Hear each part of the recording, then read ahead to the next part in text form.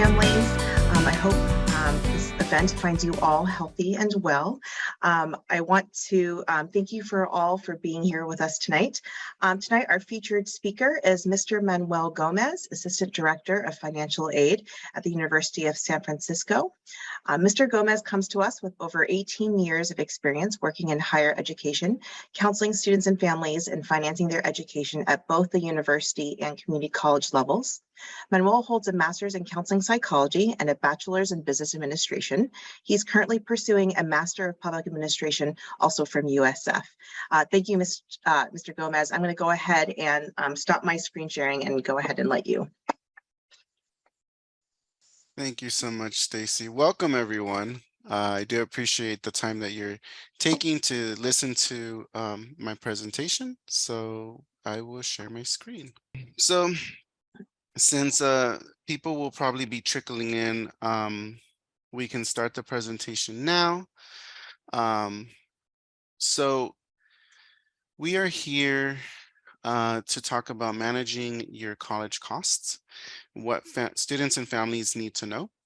And it's a presentation from University of San Francisco. Again, my name is Manuel Gomez, an assistant director, and I will be putting my contact information towards the end. So if any of the families want to reach out to me about any FAFSA questions or just general questions about your family's circumstances, I'm more than happy to help. So all participants should be muted. Please use the chat box so that any questions you have can be monitored, and Stacey can go ahead and assist me with that. If there's any questions that you would like to have answered live, we can also do that, but I will be answering those questions towards the end of the presentation. So understanding college cost and financial aid as easy as 1, 2, 3. So first off, how much does college actually cost and what is included in this cost? Further, I'll go over what are the different types of financial aid, whether that's grants, scholarships, work study, and federal loans. And lastly, how do you actually apply for aid?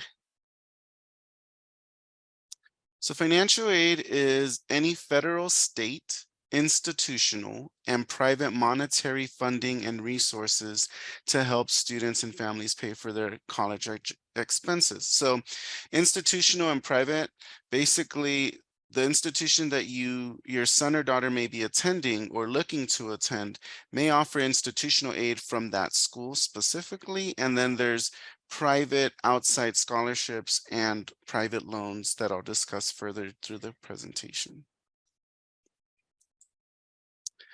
So college cost and student financial aid budget. So we're going to dive into what the budget actually looks like and what are direct and indirect costs. So there's tuition and fees charged by the college or university, room and board for the students who want to live on campus. Typically, traditionally, a family will see their child live on campus maybe the first 2 years, and then the last 2 years, once they get acquainted, they normally have off-campus housing, books and supplies, transportation, and personal expenses. So what's actually billed to families by the college is tuition and fees and on-campus housing if the student chooses to live on campus. Some indirect costs that you may incur while your son or daughter is attending a college is transportation fees, books and supplies, off-campus housing, and personal expenses. With the transportation, specifically at USF, we do offer a Muni Pass to all of our students, regardless if they live on or off campus. It's already integrated into their tuition and fees. There is a net price. A net price is the amount that a student pays to attend an institution in an academic year after subtracting scholarships and grants the students receive. So we ask that you look at the net price after their aid or financial aids taken in consideration, and not necessarily the sticker price, which is the overall tuition and fees. So the net price calculator, we do encourage families to go to each college's website to look at the net price calculator, and it is an estimate. So the more data that you enter, the better the estimation of your packet would be. But again, it is an estimate. So when, for example, our admissions team will look at the students' GPA and other academic excellence to determine what merit aid they'll receive. Sometimes that merit aid is incorrect depending on the data that you enter into the net price calculator. So like GPA might be a little bit off, which will sway the merit scholarship one way or another. So you always want to give the most accurate information possible. And again, you can always talk to like an admissions representative to kind of see where your family would look like in getting aid. You also want to answer the questions as accurately as possible. And again, it is just an estimate. Expected family contribution, or EFC. Basically, this is an index that measures the financial strength of your family and is calculated using a formula established by law.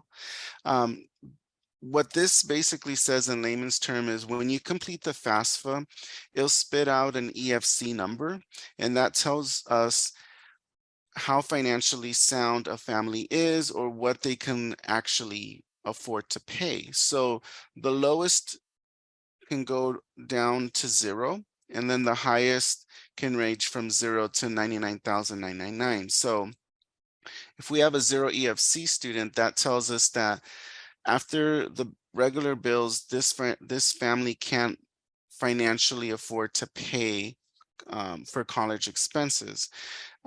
Because we are a private institution, our families would have to still pay something out of pocket, especially when students want to live on campus. So the full rides are pretty timid or pretty low. And the EFC does not change based on the college you attend. So if you set your application for, let's say, 10 different schools, because the FAFSA allows you to have 10 schools on the application, every single school that you add will have the same EFC. It just depends on how they calculate their financial aid awards at that institution. Determining a student's financial need. So a student's financial need is calculated as the difference between the cost of attendance minus that expected family contribution. So there's the cost of attendance that includes room and board, transportation, miscellaneous expenses, tuition and fees, minus that EFC number from FAFSA equals a student's financial need. And that's the number that we look at to see how much financial aid we can give a student. So now I'm going to dive deep into the actual aid that is offered and what all that means. So there's different types of financial aid. There's loans, grants, scholarships, and federal work study.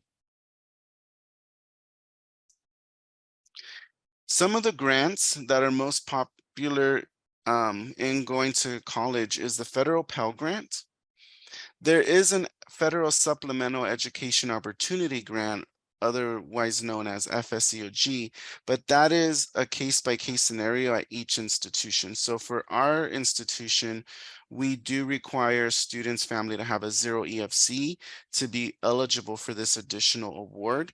And we highly encourage families to apply to the FAFSA as soon as possible. Cal Grant for California high school graduate students. You want to make sure that you complete your FAFSA way before March 2nd.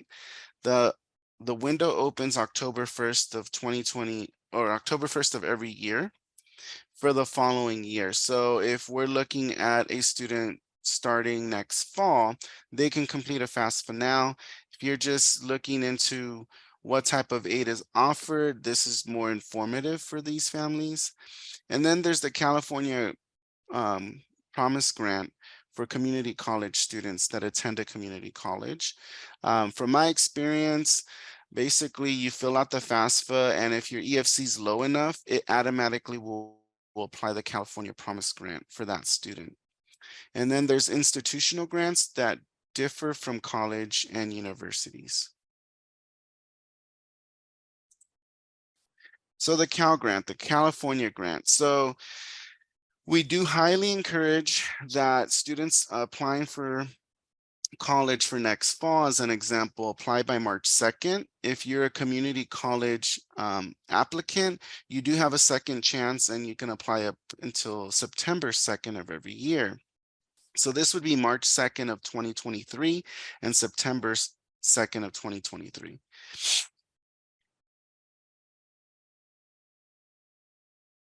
Scholarships. So there are merit or academic-based scholarships. At USF, we do give every student a merit scholarship, which is determined by our admissions team at the time that the student's admitted. And then we have need-based scholarships or institutional-based scholarships based on that EFC and financial need in our office. There's outside and external scholarship resources. So you can get a scholarship either within the high school, the community that you live in. Maybe if you're into community service, to see if you have any community service scholarships out there based on the organizations that you normally attend. Let's see. You want to check out the school's financial aid website. So at our school, we do have a outside scholarship link, and I'm sure most other schools also have something similar. And keep in mind, if you get a scholarship and you got it from our website, but you got the information from our website, but you go to another school, you can still use it at that other school. It's not locked into one school because it's an outside scholarship. There are full ride scholarships, but they're very few and far between. And that is very common, especially at a private institution like University of San Francisco. We encourage you never to pay money to apply for scholarships. If it's asking for your personal information or checking account, that you want to be aware of scams. And kind of leading into some of the tips for looking at scholarships, consider the source. Is it a .org or is it a .com? Is it a credible organization? Avoid applications that require you to pay for a scholarship. So obviously when you apply, it should be free. Another thing is the FAFSA stands for free application for federal student aid. So we do have some families that will have a preparer help them, but there's no need to pay someone to help you with your FAFSA because it's a free application. So I'm sure if you call up any college or university, they should be able to help you and guide your family on how to apply for a FAFSA application. You want to obtain your unofficial transcripts, as we do understand official transcripts can add up. So literally get one unofficial transcript and kind of make copies of that as you're applying for scholarships. Ensure that you have a resume or create one. So, coming straight out of high school, you may have a job, you may have not had a job. So you just want to create a resume, even if it's to highlight the courses that you took or volunteer activities that you had while you were in your high school years, and use keywords to narrow down your search. So if you want to be a biology major, look for biology scholarships, nursing major, law, etc. So if you want to specify that, then you will receive a better outcome as to the scholarships that you can receive. You can also look at first generation college students, and you can also specify it by ethnicity as well. So finding scholarships, my suggestion, you can scan the QR code, and it probably will link you to our scholarship website. But the thing with FastWeb and like Scholarships America, these are scholarship search engines. So you're better off looking for scholarships that are really in the community that you live in, um, or a organization that is in your hometown, because those are less competitive than the websites, because anyone in the United States would be able to apply to these scholarships. Work study. So most schools do offer work study. It's based on demonstrated financial need. Students work on campus, typically 10 to 15 hours a week. They're paid directly. So we do get a lot of questions like, well, when I complete my work study, how does a student get paid? Well, most of the time the student will get paid directly, but if the student chooses to use that to pay down their bill, they would typically fill out a form with student employment to basically say, hey, this student's going to work the hours and they want these funds to go towards their bill to reduce the bill. Now, because work study is typically a small amount per semester, students typically use that for any toiletries, or they want to go to Starbucks or have a Target run. So it's basically just to have a little bit of experience. But keep in mind that you can't do work study during school hours. So school comes first, and then work study, you would work around your school schedule. Loans. There's different types of federal and private loans. So I'll go over each one. Federal direct subsidized loan. This basically is a loan from Department of Education that does not accrue interest while the student's in school. Currently, the interest rate is 4.99 fixed, and the repayment and interest does not start until 6 months after the student graduates or leaves the institution. Federal unsubsidized loan is similar to subsidized, except that it does accrue interest while the student's attending um, the university. And at 4.99%, as a dependent student, they could only borrow $2,000 a year. So that's about $8 a month of interest. There's a Parent Plus loan. The Parent Plus loan is exactly what it sounds like. It's a loan for the parent to pay for a student's education. It is credit based, and the parent has the option to apply for the maximum, which is determined by the institution, or a specified amount. And then there are private student loans to help with that gap funding, because there are some circumstances where maybe the parent doesn't qualify for the Parent Plus loan, and so they want the loan under the student's name instead. Keep in mind that if the student takes out a private loan, it's a separate company that they have to pay versus Department of Education. So minimizing your debt. The majority of students use student loans to help finance their education, college education. So we really encourage you not to over borrow, especially because some of the loans accrue interest. And after a couple years, that loan capitalizes, which means you could look at it like a credit card. If you only pay the minimum $30, you're going to be charged the APR for the remaining balance. And we encourage you to use federal loan first versus private loans, because private loans typically have a higher interest rate. So if you were to look at what type of aid to look at first, is of course saving money, 529 plans, then grants and scholarships. Then you would also look at work study, and then loan options last. Now we're going to go over actually how do you apply for financial aid and what that entails. So the FAFSA is called the Free Application for Federal Student Aid. This application is valid for any student who is a US citizen or permanent resident. So we do have some families that we come across where one parent or both parents are not US citizens, but their son or daughter are.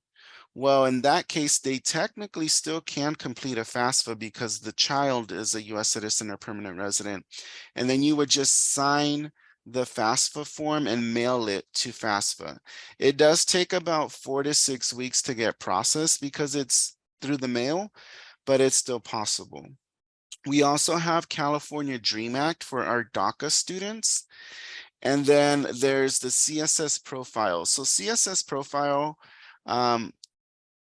it is at some institutions. USF doesn't require it if you're eligible to apply for FAFSA or California Dream Act.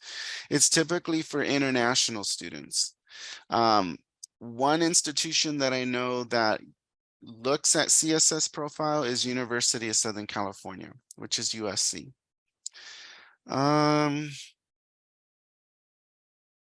And then just as a reminder, make sure that you check the institution's website to see what forms are required and what needs to be filled out. Important dates. So October 1st is the first day to apply for the newest FAFSA California Dream Act application or CSS profile. So that means it's open now.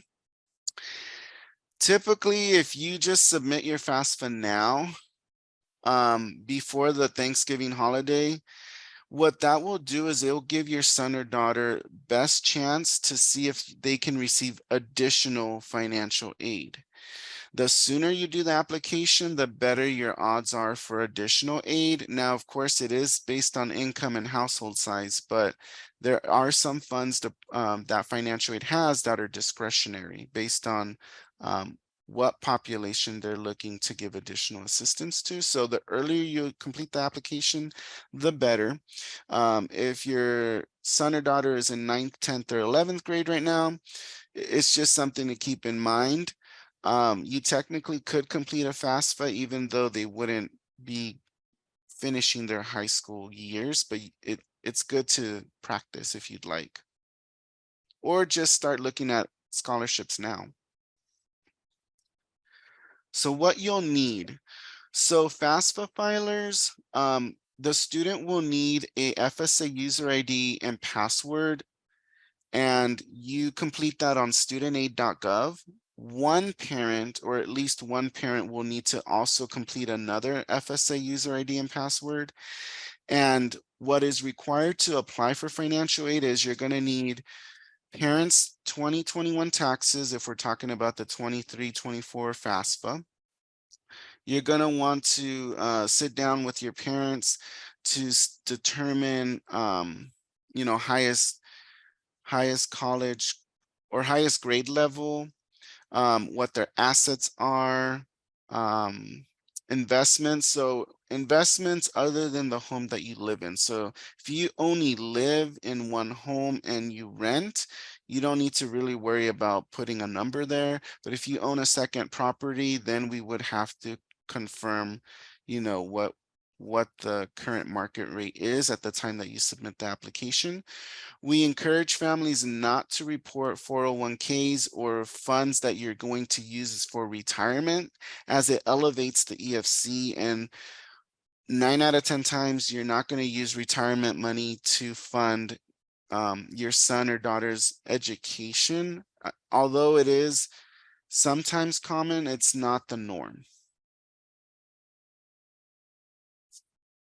So on the FAFSA application, the student can submit up to 10 schools.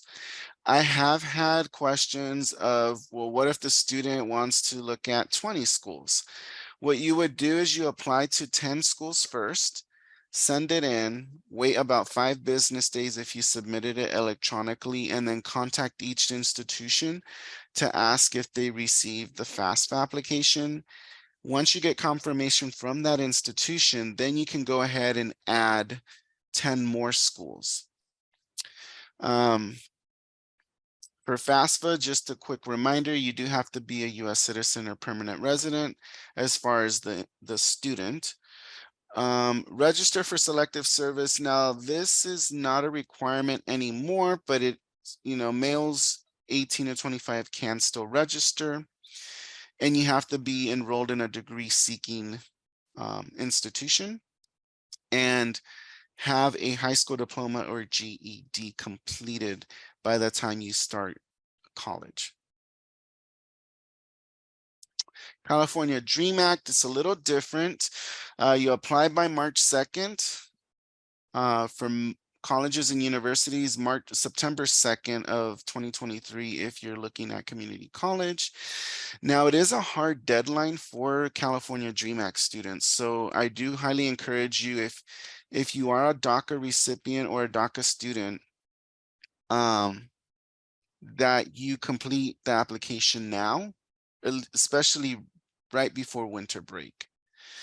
You have to meet AB 540 requirements. Normally, when we say AB 540, most families do understand if their son or daughter are eligible for that, have to be a California resident, and again, enrolled in a degree-seeking institution. CSS profile. I'm not going to go too much into detail, but this application technically is not free. The first initial application is $25 and then $16 for any additional institutions. Again, USF doesn't require CSS profile unless you're an international student. This, you may want to take a picture if you'd like for the fee waivers if you're interested in it. And then the bottom link is a list of institutions that participate in CSS profile. So we do participate. We don't require it if you're eligible for FAFSA or Dream Act application. So special circumstances, with this pandemic, we understand that some families had lost their jobs. Some families may have separated or divorced, or just loss of employment. Things happen. You can meet with a financial aid representative to kind of talk about where you are. Now, the way it would work is you still would complete the FAFSA based on 2021 income. Then once the application is submitted and received by the institution, you can maybe have conversations about doing appeals or special circumstance to basically take out 2021's income and look at 2022's income instead. Now, it is too early right now. Most institutions will probably not have the packaging or the time frame to get these applications, not until probably December. And what that means is you can start applying to FAFSA now, but schools probably won't be ready to integrate next year's financial aid until like closer to December, early next year as well.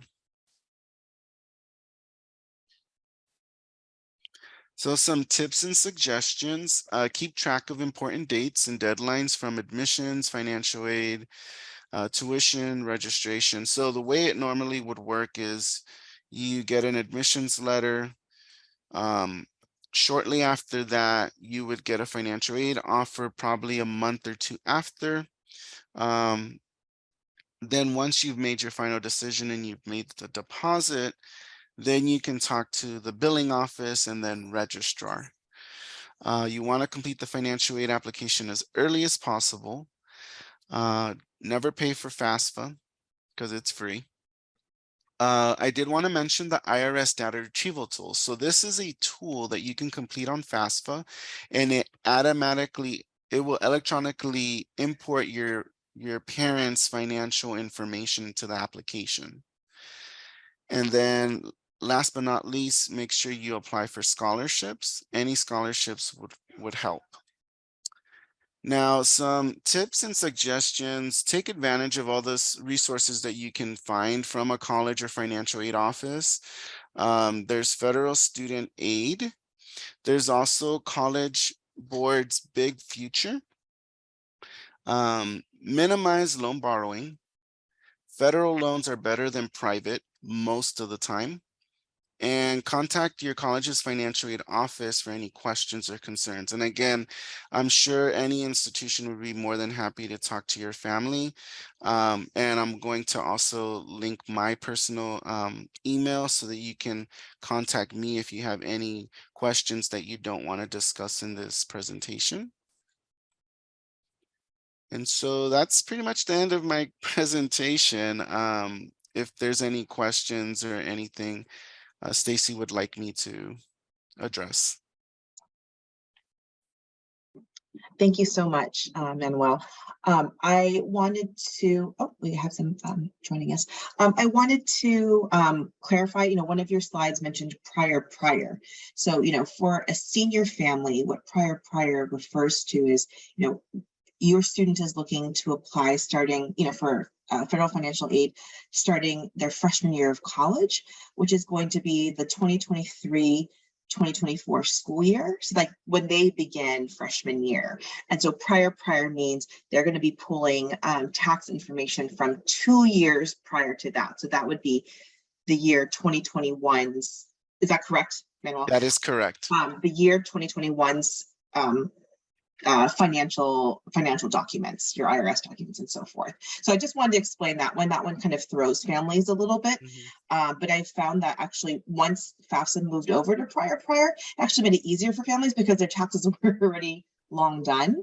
Right. But I wanted to clarify. So that's for senior families. If you're going through this process, it refers to your tax documents in the year 2021.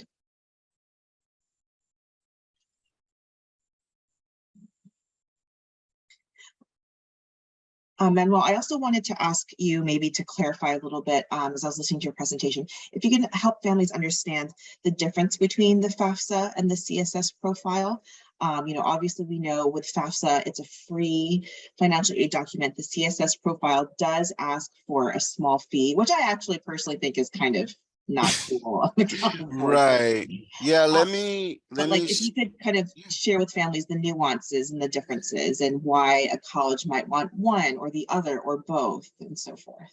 Yeah, so my interpretation of the CSS profile is basically an institution is trying to see if there's any additional information that the FAFSA is not collecting to determine additional institutional aid. So USC is one institution that does that.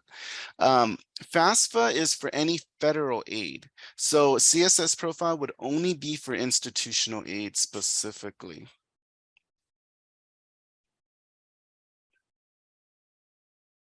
Any other questions?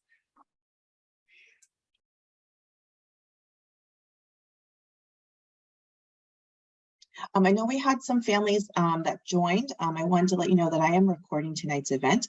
So if you did miss Mr. Gomez's, kind of official presentation, know that you can access this online. And now we're opening this time up for questions.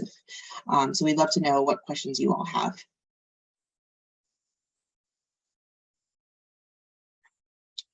Oh, Wesley, go ahead. Hello, can you hear me? Yes. Hi, Manuel, I appreciate your involute presentation here. I really appreciate it.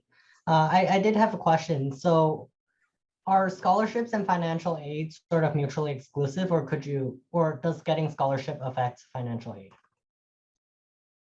That's a great question. So scholarships do affect financial aid. If we go back to the cost of attendance, it is part of cost of attendance.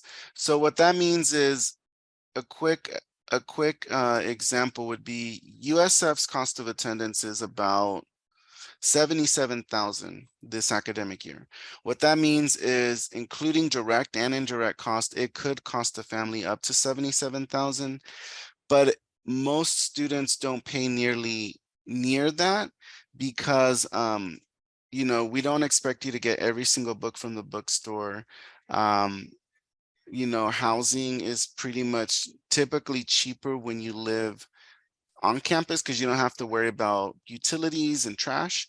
So what that means is if I were to take quick numbers, let's just look at 50 grand and you have 40,000 in financial aid, you could only get 10,000 more dollars in scholarship aid. In the event that you have more scholarships coming in, we would start reducing your federal loans because we don't want you to have any, we don't want you to have too much loan debt if you don't need to have it.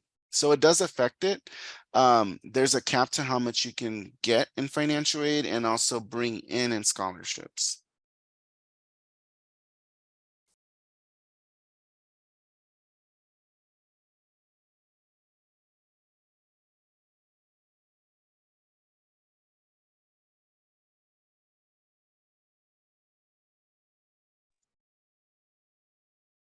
Manuel, I'm looking at the participant list.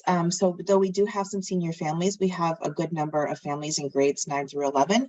Would there be any kind of tips that you would suggest for families who are not, you know, obviously I think senior families know, you know, these deadlines and what they should be doing, but if you have any tips specifically for 9th through 11th grade families?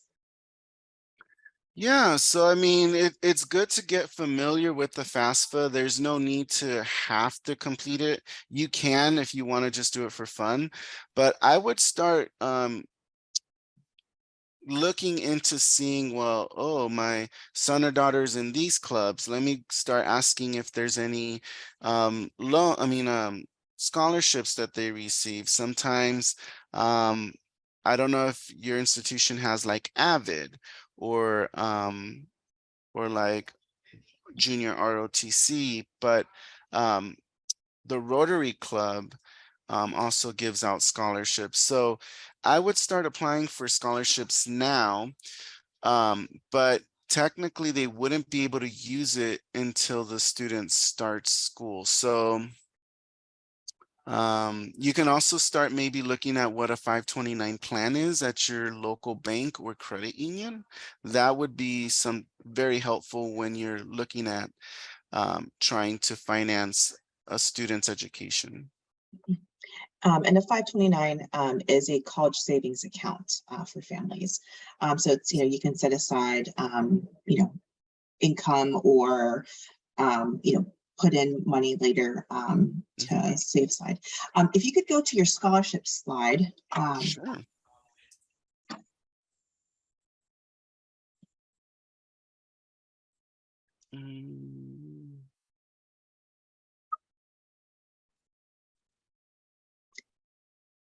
Here. Perfect. Yeah. So, you know, what Mr. Gomez was saying in terms of, you know, scholarships that can be applied for, like, you know, a lot, these are all reputable, you know, scholarship organizations. You can feel free. I had, well, I guess they're seniors now, but when the seniors were juniors last year, we actually all together during the seminar, we created FastWeb accounts. So every single student opened a FastWeb account, put in their information and to see which scholarships they apply for. So if you have a current senior, know that they've already done one of these. They just, you know, what it does is that, you know, in a lot of scholarship programs, you'll see this, organizations where, you know, FastWeb is just an example. You go in and you create an account and and the student describes themselves like, this is my average GPA, these are the clubs that I'm in, these are the majors I'm looking to pursue. And what FastWeb will do is they'll match the students with scholarships that would be a good fit for the student, right? So like, let's just say a student wants to be a nurse, FastWeb, you know, they have a certain GPA, whatever, they will, you know, give nursing specific scholarships to that student and so forth. So know if you're a family of a junior, know that we'll be covering, we as in myself and the juniors will be going over and creating FastWeb accounts spring semester together during seminar. But just know that that's one of many great scholarship banks out there. Oh, another one that I always hear parents say is always check with your employer. Sometimes employers have really unique scholarships for the children of employees. Like I think my parents used to work for General Electric, and so they had like a GE scholarship. My sister got it when she was applying, but I didn't get it, but that's okay. But you know, your employer may have some great scholarships available. There's also like the Coca-Cola Foundation, the Ronald McDonald, um, and you think those are fake, but they're real. So you may want to check those out. It may be listed on FastWeb already, but keep in mind that a lot of students are applying to the same scholarships. So the closer in vicinity that you can get a scholarship, like within the surrounding Bay Area, is probably easier than one of these search engines.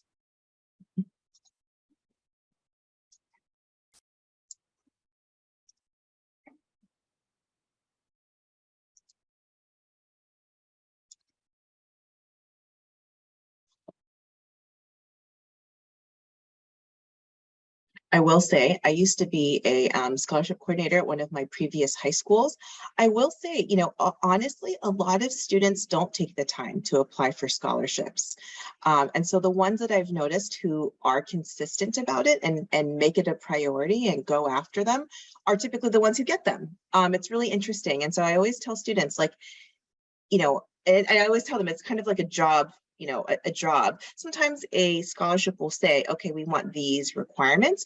It's more of a wish list than a hard requirement list. So like, for example, if I, you know, I had a student many years ago who was applying for a scholarship program to be, you know, so she wanted to be a teacher, and it was a special scholarship for prospective teachers, and it required a 3.5 GPA, and she had a 3.4. And I said, you should apply anyway. You know, you're really a good match in all these other different aspects. I think you should still do it. She applied, and so the scholarship was going to give it out to two families, you know, two particular students. That was kind of the original plan. They were so blown away by her and her application that they gave her the money for both. And she was a 3.4, right? So she was slightly below the GPA cutoff. So I always tell students, like, hey, you know, even though it has the list of so-called requirements, it's more of a wish list. But if you can, you know, if you're close to it and you're capturing the spirit of it, it's still definitely worth it. And the more you apply for, the more likely one's going to take. My last piece of advice around that is, there's kind of, I've noticed, Manuel, you could tell me if you agree or not. There's kind of a relationship between how much the scholarship is worth and how much work. Like it's kind of a balance, right? So like the really big scholarships that you see, it's like $30,000. They're going to require like a huge application, 3 essays, letters of recommendation, an interview, and like your left toe. As part of like the application process. It's just a lot of things. Whereas if you're looking for scholarships that are like $1,000, $2,000, those tend to be much easier and require a lot less out of the students to apply for. And oftentimes they're easier to get because, you know, students will go for those big numbers, like, oh yeah, I would totally want the 30,000 one. Of course, we would all want that. But it would almost be more worth their while to apply for 15 $2,000 scholarships than the big 30. That, again, that's just my experience talking, and Manuel, you can tell me if you agree or not, but that's been my experience and kind of what I've seen. No, yeah, most definitely. The larger the scholarship is, the more they're going to want. Sometimes they're going to want like a little short video of a question that they asked, especially if you're looking to be like a cinematographer, or anything in like the Hollywood industry. They would actually want you to get comfortable talking in front of people that you don't know.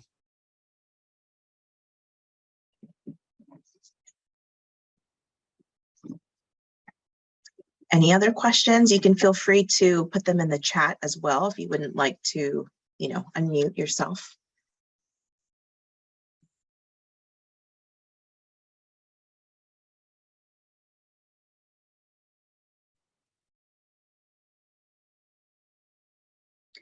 My last tip for financial aid kind of things, and I know, you know, Manuel, you know, you're the expert, but this is kind of just what I've seen through the years.